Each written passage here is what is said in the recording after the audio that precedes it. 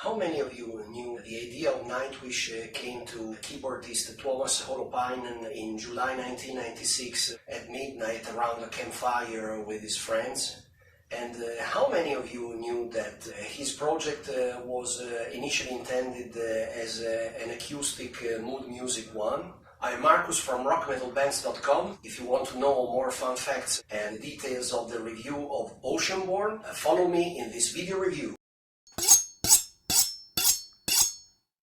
Their breakthrough album, Oceanborn, together with Wishmaster, is considered at the top of their albums by many fans. And Oceanborn contains many singles, and it shows a band enjoying complete freedom and innocence in the making of the album. You can have a plain feeling that they really enjoyed the making of this album, which is an astronomical improvement in comparison with the debut Angels Fall First, which was recorded just 1 year before. This is an album that puts the spotlight on vocals, keyboards and guitars. They all deliver top-notch performances. You can see that Nightwish were aiming higher with this full length.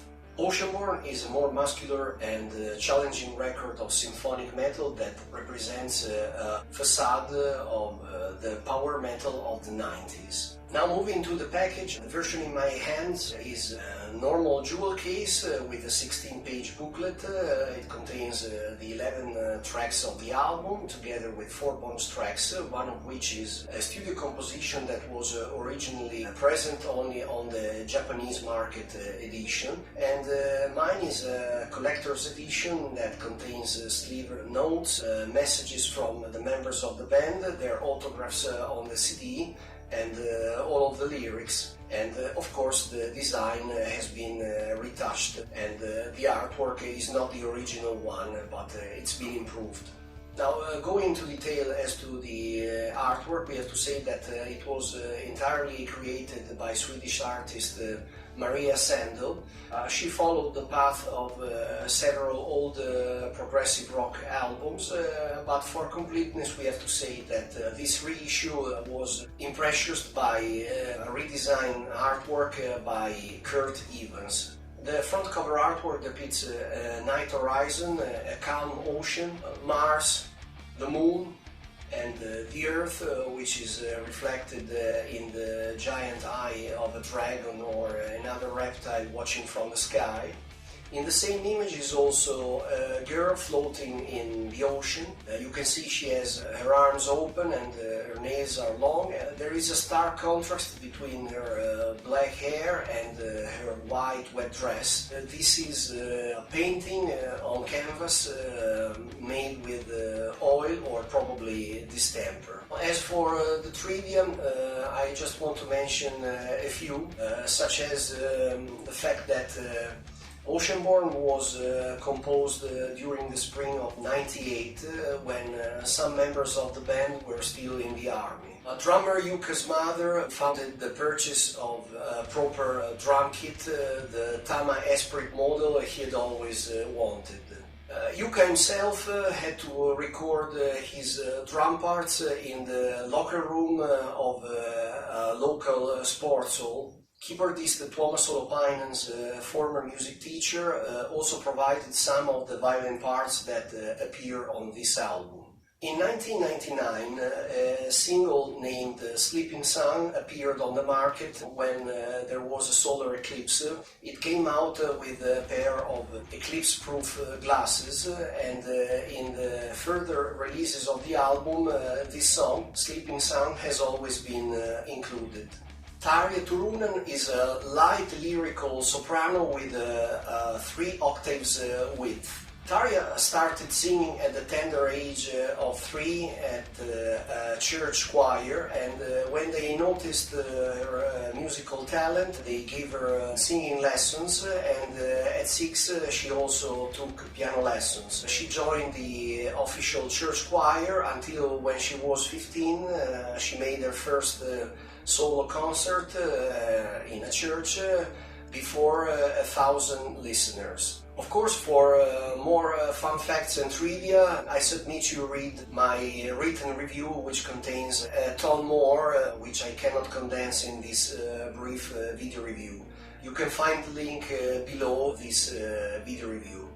Another important aspect in Nightwish is the lyrical content. We have to say that in Oceanborn all of the lyrics are in a quite advanced and elaborate English, which sometimes recurs to Old English. The main themes that are dealt with within this album are love, religion, astrology, nature, fantasy and beauty. As to the engineering and sound quality, like I said earlier, the drums were recorded in the sports hall alone, but the rest of the instruments and the vocals were recorded at the band studio, which was called Cave Rock, and then all of the tracks were mixed and mastered at Finvox Studios, which are hugely known for their works with Sonata Arctica, Stratovarius, Hymn, Impale Nazarene, Edguy,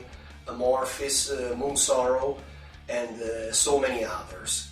As to the musical analysis, you can find a track-by-track analysis in the written review. Now I am just going to mention a few songs that are very representative of this album. First of all, Stargazers, which opens the album, and it starts with a duet between drums and keyboards. After a guitar solo, we immediately hear for the first time Tarja's crystal clear vocals that fill and embellish all of the dead spaces.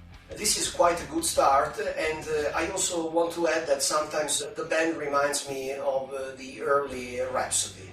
A wicked riff kicks off to Devil and the Deep Dark Ocean, which is a song that is enriched by several blast beats as well as some male-affected vocals, which become more and more diabolical. On some occasions, these male vocals are blended with Tarja's angelic vocals. Another song I want to cite is Sacrament of Wildeness. This song is also accompanied by an official video portraying the band live in Kite, their hometown. This song starts with sinister keyboard lines and lively drum work, and at a certain point we've got an amazing power metal riff that turns to techno thrash metal.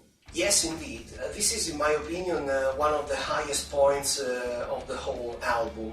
Courteous synth and piano lines start Moondance, then a robust riff which strangely reminds me of a Renaissance or maybe Baroque court gala with a Slavic touch, Punch the Clock. This is an instrumental composition that contains a good 20 tracks of violin.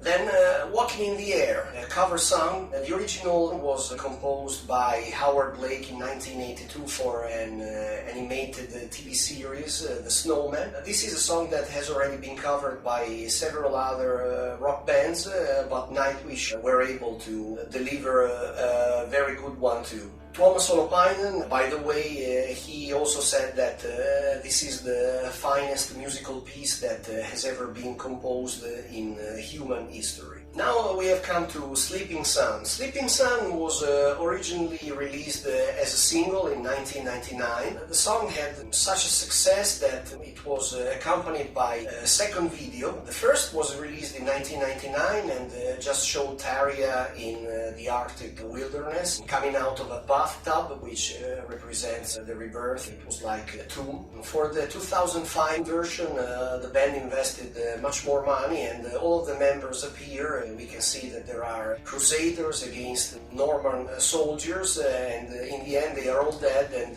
Tarja is a Valkyria walking close to their corpses in order to accompany their noble souls towards Valhalla.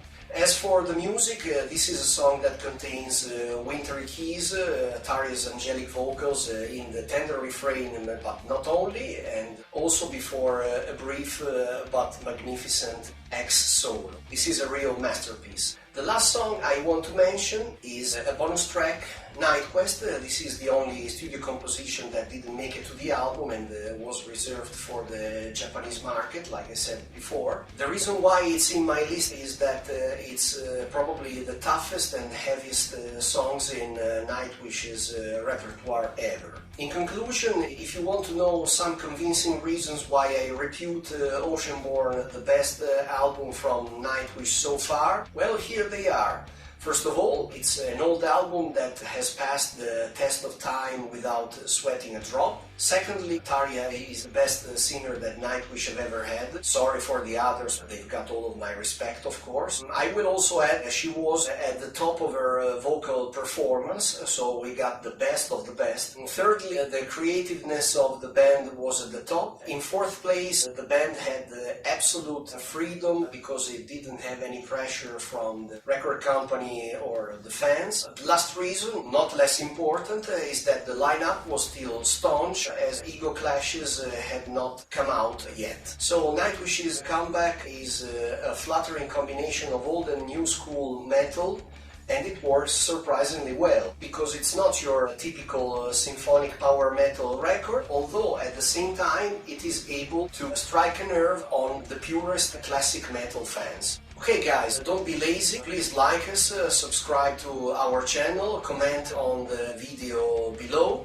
let me know which video review you would like next. Peace out!